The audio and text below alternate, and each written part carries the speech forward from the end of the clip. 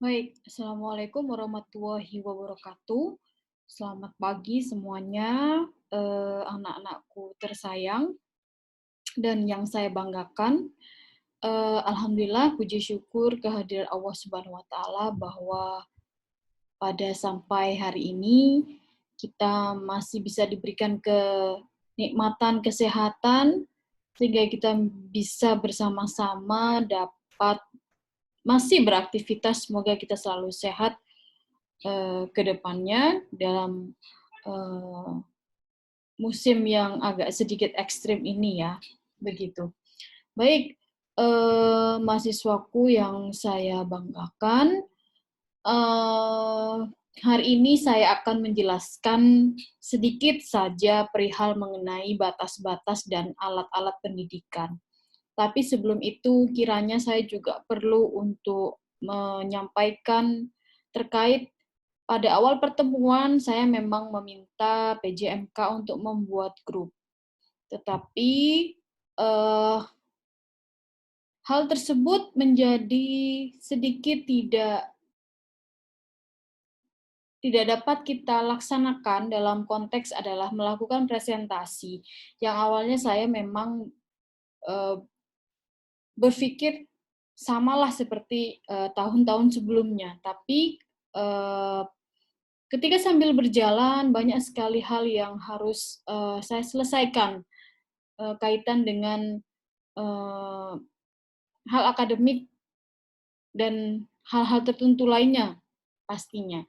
Maka dari itu, dengan tidak mengurangi esensi dari perkuliahan landasan pendidikan ini, maka untuk pembuatan grup sementara dipending terlebih dahulu, walaupun memang ada nama-nama dan, grup sudah masuk ke saya, tidak masalah. Jadi untuk sementara, eee, kalian semua mendengarkan saja penjelasan dari saya via, rekaman ini. Semoga hal ini, tidak mengurangi semangat, mahasiswa semua dalam, konteks tetap semangat untuk tetap belajar, seperti itu. Baik, kalau kemarin saya menjelaskan mengenai tujuan pendidikan, untuk pertemuan kelima ini saya akan menjelaskan sedikit saja mengenai batas-batas dan alat-alat pendidikan.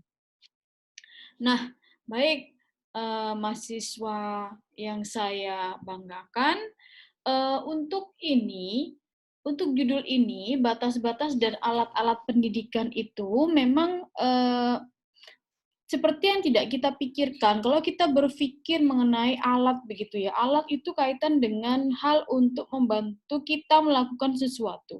Tetapi apakah hal tersebut juga berlaku dalam konteks pendidikan? Mari kita lihat dan simak bersama-sama. Ya, di dalam PPT ini, sebentar. Nah, batas-batas pendidikan itu, memang, pastinya dibagi di awal. Nah, batas-batas awal pendidikan itu maksudnya adalah hal-hal yang menyangkut masalah kapan pendidikan itu dimulai dan kapan pendidikan itu berakhir. Kalau sekarang di rapor mutu sekolah gitu ya, memang ada, pembelajaran sepanjang hayat. Apa sih itu? Apakah erat kaitannya dengan hal-hal ini? Kita akan, melihat secara seksama atau di sini adalah, long life learning adalah kaitan dengan pembelajar sepanjang hayat. Pembelajar sepanjang hayat kalau di lapor mutu itu kaitan dengan bagaimana seseorang itu selalu belajar setiap harinya, seperti itu. Melalui pembiasaan-pembiasaan tertentu di sekolah ataupun di rumah. Jadi seperti itu. Tapi karena ini konteksnya pendidikan, maka kita akan berbicara mengenai hal-hal yang formal tentu saja. Walaupun nanti juga dibahas hal-hal yang informal di dalamnya. Kita lihat saja. Nah, ada beberapa pendapat tentang batas-batas pendidikan ini. Lansfeld mengatakan bahwa anak mulai sadar atau mengenal kewajiban seperti bertanggung jawab. Nah, dari sini ada redaksi mengatakan bahwa ketika anak sudah mulai sadar, kemudian dia tahu akan kewajiban atau tanggung jawab dia, itu adalah awal pendidikan. Tetapi ada juga yang mengatakan berbeda, bahwa anak sudah mulai dididik setelah usia 7 tahun. Kita tahu bahwa SD itu menerima anak didiknya mulai umur 7 tahun. Hal tersebut memang tidak bisa disalahkan, mengingat mungkin umur saya tidak terlalu tahu ya hal yang seperti itu. Mungkin ada pertimbangan-pertimbangan khusus. Misalnya umur 7 tahun itu sudah bisa dikategorikan anak yang eh, sudah bisa mandiri, anak yang sudah tidak lagi eh, merengek-rengek atau anak mama dan papa. Kemudian dari segi psikologinya atau segi psikologisnya itu sudah ready to learn, seperti itu. Nah, beda lagi yang disampaikan Asma Hasan Fahmi mengatakan bahwa anak mulai dapat dididik setelah anak usia 4 tahun. Nah, ini jauh lebih dini lagi. Kemudian Al-Abrash mengatakan bahwa anak mulai dididik setelah usia 5 tahun. Oke. Kemudian ada Zakiyah Derajat meninjau dari psikologi, beliau menjelaskan bahwa dari usia 3 sampai 4 tahun dikenal sebagai masa pembangkang. Oke. Kalau kita melihat dari statement atau pernyataan yang disampaikan oleh orang-orang di sini bahwa pembelajaran itu kita tidak bisa menetapkan pada angka yang fix atau angka yang tepat anak umur berapa mulai belajar. Maka dari itu, kita tidak bisa melihat psikologi seseorang atau menilai psikologi seseorang atau seorang anak itu matang atau tidak hanya dengan satu sisi saja. Ada yang memang umurnya 3 tahun sudah bisa bertanggung jawab dengan apa yang dilakukannya. Ada juga yang umur 7 tahun juga belum tentu dia bertanggung jawab dengan apa yang dilakukannya. Maka dari itu, mohon kiranya kita tidak terlalu strict melihat batas awal pendidikan itu pada umur berapa. Kita harus bersama-sama melihat dari point of view yang berbeda-beda. Anak itu memang butuh diberikan pendidikan, itu bergantung pada motivasi yang dimiliki baik orang tuanya atau anak itu sendiri. Seperti itu. Nah, sedangkan di sini batas-batas akhir pendidikan itu memang perlu ditetapkan dan ada kriteria untuk penetapannya. Yang pertama yaitu dapat bertindak secara merdeka untuk mandiri pribadi secara susila dan sosial, telah sanggup menyambut dan merebut kedewasaan, telah berani dan dapat memikul tanggung jawab. Ini kan kalau konteks sosial itu sangat sulit sekali kita menentukan indikator yang jelas seperti itu ya. Dalam artian adalah sejauh mana sih anak itu mandiri, sejauh mana sih anak itu dewasa, sejauh mana sih anak itu bertanggung jawab. Karena memang indikator yang akan merujuk ke sini tidak akan selesai atau tidak dapat diukur dalam waktu yang sangat singkat. Perlu waktu yang lama kita melihat apakah anak itu benar-benar mandiri, apakah anak itu benar dewasa, dan apakah anak itu memang bertanggung jawab. Maka dari itu, hal tersebut juga dipengaruhi oleh beberapa faktor. Yang pertama adalah faktor anak didik itu sendiri, faktor pendidik, dan pastinya adalah faktor lingkungan. Maka dari itu, ketiga hal ini sangat berpengaruh terhadap perkembangan psikologis seorang anak dalam menerima pendidikan. Seperti itu. Nah, kalau tadi sudah dijelaskan mengenai batas-batas pendidikan, maka sekarang kita beralih ke topik yaitu alat pendidikan. Alat pendidikan secara langsung dipergunakan dalam penyampaian materi pendidikan. Dan alat-alat pendidikan lebih jelas pengaruhnya pada proses pelaksanaan pendidikan. Istilah lain dari alat-alat pendidikan yang dikenal sampai saat ini adalah menggunakan indera seperti alat peraga dengan slide, film, eksperimen, dan lain-lain. Akan tetapi, lebih berhasil atau paham jika mempergunakan peraturan secara lisan saja. Alat pendidikan di negara lain juga tergantung pada keadaan dan kemampuan dari negara tersebut. Lagi-lagi kita memang harus menyesuaikan diri kita, menyesuaikan kultur kita, menyesuaikan sesuatu yang benar-benar dianut sebagai falsafah negara kita dalam konteks alat pendidikan ini. Kalau memang kultur kita berbeda dengan negara lain, tapi tujuan sama, maka dari itu boleh saja alat pendidikan itu dilakukan.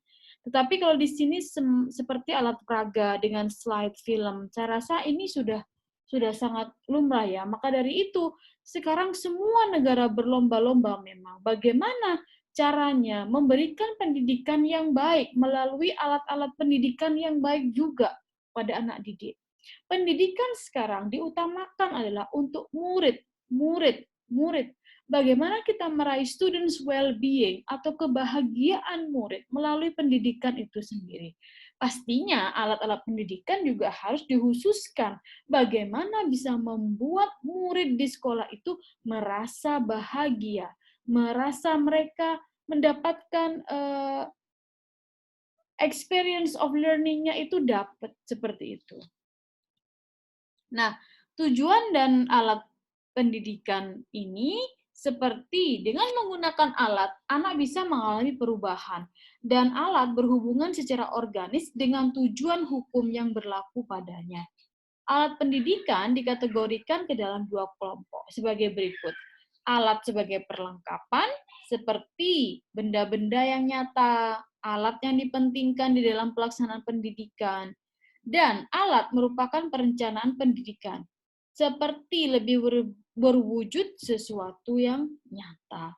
Nah, ada beberapa faktor yang harus diketahui oleh pendidik dengan pemakaian alat-alat pendidikan, yaitu faktor pendidik sebagai subjek pendidikan, faktor anak didik, faktor kemampuan, faktor tempat. Nah, sebenarnya hal ini juga tadi faktor pendidik dan anak didik ini adalah dua hal yang tidak bisa dipisahkan. Dalam artian adalah kedua komponen ini sangat erat ya berhubungan. Maka dari itu apapun yang terjadi dalam sekolah itu memang erat kaitannya dengan bagaimana sih interaksi antara faktor pendidik dan anak didik. Maka dari itu benar-benar memang kedua hal tersebut harus bersinergi dengan baik. Dalam artian adalah kita harus mempunyai cara yang khusus. Kita harus mempunyai cara yang tepat bagaimana kita mencapai suatu tujuan yang kaitannya adalah untuk membentuk pribadi anak didik yang sesuai dengan tujuan pendidikan itu sendiri. Nah, kalau tadi ini merujuk ke macam-macam alat pendidikan, kalau Nahwawi membagi alat-alat pendidikan itu menjadi dua macam. Alat yang bersifat material, alat yang bersifat non-material. Nah, kita sebenarnya ketika membahas mengenai alat pendidikan, banyak sekali di sekolah itu yang dalam artian adalah kasat mata dan tidak kasat mata. Maka dari itu, kita harus benar-benar jeli melihat sekali lagi, kadang kita merasa, alat pendidikan yang mana yang harus kita pakai untuk mencapai tujuan tertentu. Maka dari itu kita harus melihat terlebih dahulu tujuannya apa, kemudian bagaimana cara menentukannya. Maka dari itu, setelah itu kita dapat menggunakan alat apa yang akan kita pakai untuk mencapai tujuan tersebut. Nah, baik itu sih sebenarnya esensi dari alat-alat pendidikan itu. Mungkin masih meraba-raba ya, karena kita belum secara langsung masuk ke konteks sekolah, seperti itu. Kalau di sini saya hanya bisa menyampaikan bahwa alat-alat pendidikan itu memang seharusnya dapat dipenuhi oleh sekolah. Entah bagaimana caranya, sekolah memang harus benar-benar mengusahakan untuk mempunyai alat-alat pendidikan di mana tujuannya memang untuk mencapai tujuan pendidikan yang mulia, yaitu khususnya adalah menciptakan sekolah berdasarkan atau yang mempunyai warga sekolah yang nantinya merujuk pada profil pelajar Pancasila. Maka dari itu banyak hal-hal yang sebenarnya sekolah itu harus penuhi. Maka dari itu Anda nanti akan menjadi calon guru, khususnya di SD, di sekolah dasar. Sekolah dasar itu adalah sekolah di mana pendidikan semuanya diberikan di saat itu. Karena anak-anak pada masa golden period, anak-anak di masa keemasan mereka, di mana mereka sangat gampang menyerap sesuatu dengan baik pada umur mereka ketika mereka di usia sekolah dasar. Maka dari itu, ini harus dijadikan motivasi yang luar biasa bagi kalian. Bagaimana nantinya saya harus mencapai tujuan dengan menggunakan alat-alat pendidikan yang sekolah saya punya, dengan meminimalisir alat tetapi memaksimalkan hasil. Itu yang menjadi tantangan Anda semua ketika Anda nantinya terjun ke lapangan. Jadi seperti itu yang bisa saya sampaikan untuk konteks ini. Jika ada pertanyaan, silakan Anda mengetik via WA sesuai dengan jam perkuliahan masing-masing. Baik, itu saja yang bisa saya bagikan untuk pertemuan kali ini. Tetap semangat, harus tetap sehat. Semoga kita semua selalu bahagia apapun yang terjadi di luar sana. Terima kasih sebelumnya atas perhatian mahasiswa semua. Assalamualaikum warahmatullahi wabarakatuh.